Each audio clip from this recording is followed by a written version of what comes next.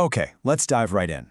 For any athlete, Ramadan isn't just a spiritual journey, it's a huge physiological challenge. And honestly, the single most important meal that determines whether you're going to thrive or just survive is suhoor. So today, we're going to build the perfect pre-fast meal to lock in your performance for the entire day. I see this every single Ramadan, and it drives me crazy. It's the classic scene, right? The alarm goes off, you're exhausted, and you just grab the quickest, easiest thing possible before the call to prayer. You think you're checking a box, but what you're really doing is setting yourself up for failure. Come on, be honest. We've all been there, wondering why we're absolutely starving by 11 a.m., completely drained by 2 p.m., and the very thought of an evening training session just feels impossible. That's not just Ramadan being hard. Nope, it's the direct result of a poorly planned suhoor. But we're going to fix that right now. Here's our game plan. First, we'll pinpoint the big mistake everyone makes. Then we'll get into the science of hunger.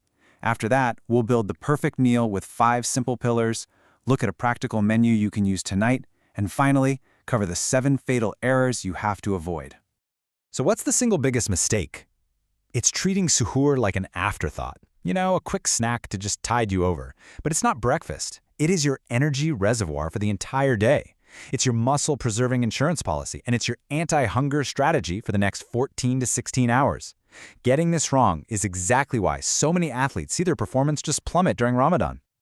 So what's actually happening on a physiological level? Let's pop the hood for a second and see the real science behind why this meal is so incredibly critical. Now check this out, because the contrast here is just night and day. On the left, without a proper suhoor, your liver's glycogen stores, that's your body's main fuel tank, are already low before you even start your fast. By mid-morning, they are gone. Your stress hormone, cortisol spikes, you start breaking down precious muscle for energy, and by 2 p.m., you hit a massive wall. But look at the right side. With an optimized suhoor, you start the day with a full tank of glycogen, you get this stable, slow release of energy, and your muscle mass is protected. The difference is unbelievable. And we're not just talking about feeling a little tired here. This is a massive, quantifiable impact on your body. A well-built suhoor can be the difference between a great training day and an absolutely terrible one. We're talking a 30 to 40% swing in your performance, all decided by this one meal.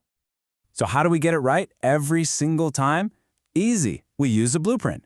Let's move to the solution, a simple, memorable framework I call the 5 pillars of suhoor. You master these, you master your fast. So these are the 5 components. We've got slow-digesting proteins for muscle preservation, low glycemic carbs for sustained energy, healthy fats for satiety, fiber for fullness, and of course, a smart hydration strategy. Let's break each one down. Pillar number 1 is the absolute top priority, slow-digesting proteins. The goal here is to get a sustained release of amino acids over 6 to 8 hours. That's what protects your muscles. Think cottage cheese, whole eggs, or Greek yogurt. The key here is to avoid fast-digesting proteins like whey. Whey is great post-workout, but at suhoor, it's used up in an hour or 2. We need endurance. Next up, our fuel source. We need low glycemic index carbohydrates. This is what provides that slow, steady trickle of energy, preventing that awful spike and crash you get from sugar. Rolled oats and whole wheat sourdough are perfect. And notice what to avoid: sugary cereals and even dates. Save the dates for iftar when you need that quick energy spike. At suhoor, they are a recipe for a mid-morning hunger crisis. Pillar 3 is healthy fats. Look, fats are your best friend at suhoor because they slow down digestion even more.